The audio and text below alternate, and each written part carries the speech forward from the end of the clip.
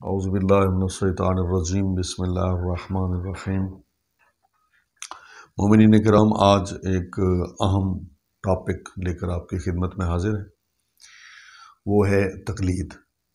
جس طرح آپ ملاحظہ کر رہے ہیں تو تقلید جو ہے ایک اہم ترین موضوع ہے دین اسلام میں۔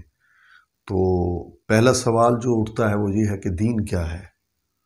جواب یہ ہے کہ دین جو ہے وہ تین چیزوں کا مجموعہ ہے۔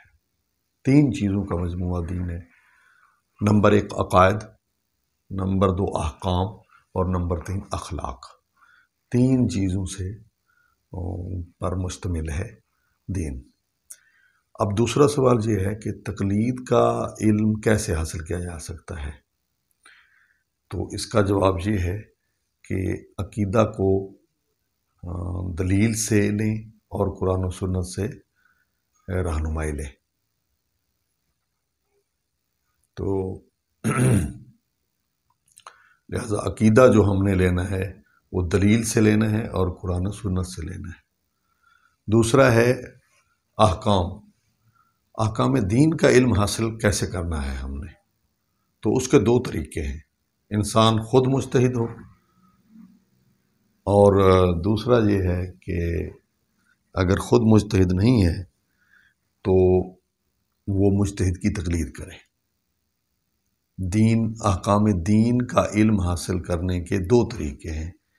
ایک یہ کہ انسان خود مجتہد ہو اور خود احکام کا استنباط کر سکے، قرآن و سنت سے ان کی تخریج کر سکے، ان کو معلوم کر سکے، ان کا فہم لے سکے، ان کو سمجھ سکے۔ اور اگر یہ تو بس کی بات نہیں ہے کہ ہر انسان مجتہد ہو، تو دوسرا جو ہے وہ یہ ہے کہ پھر اگر وہ مجتہد نہیں ہے تو دوسرا یہ ہے کہ وہ مجتہد کی تقلید کرے۔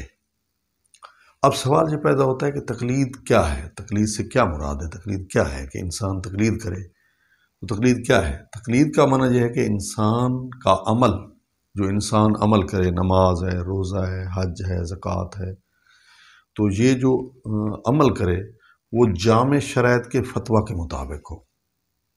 ایک مجتہد ہو جامع شرائط، اس کے فتویٰ کے مطابق جو ہے وہ عمل کرے، تو اس کو تقلید کہتے ہیں۔ پھر سن لیں کہ تقلید سے کیا مراد ہے، تقلید کیا ہے۔ تو اس کا مطلب تقلید یہ ہے کہ انسان کا عمل جامع شرائط مجتہد کے فتویٰ کے مطابق ہو، جامع شرائط مجتہد کے فتویٰ کے مطابق ہو۔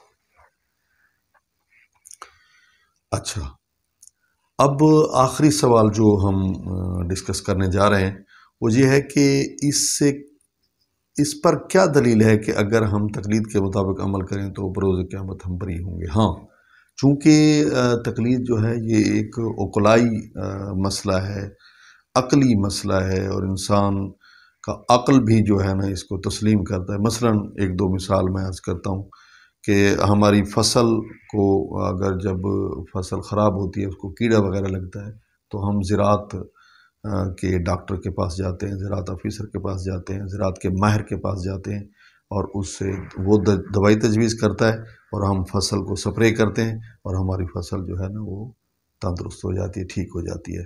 اسی طرح جب ہمارے جسم کو بیماری لاحق ہوتی ہے تو تب بھی ہم معالج کے پاس جاتے ہیں، ڈاکٹر کے پاس جاتے ہیں، طبیب کے پاس جاتے ہیں، اور وہ ہمیں بیماری کے مطابق نسخہ تجویز کرتا ہے، اور اس کے مطابق ہم عمل کرتے ہیں تو اللہ ہمیں شفا دیتا ہے۔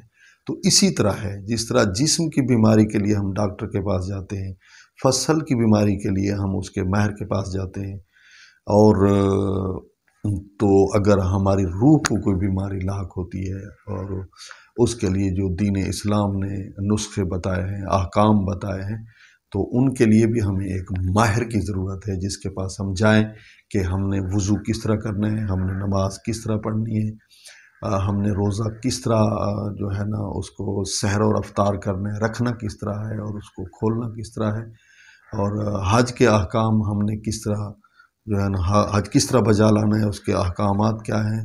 تو اس کے لیے بھی ہم نے مجتہد کی طرف رجوع کرنا ہے، جو جامع شرائط ہوگا اور جو تمام علوم کا ماہر ہوگا، ایکسپرٹ ہوگا، پی ایچ ڈی ہوگا، ہم نے اس کی فتوے پر عمل کرنا ہے اور دل میں نیت کر لینی ہے کہ ہم ان کے فتوے پر عمل کریں گے۔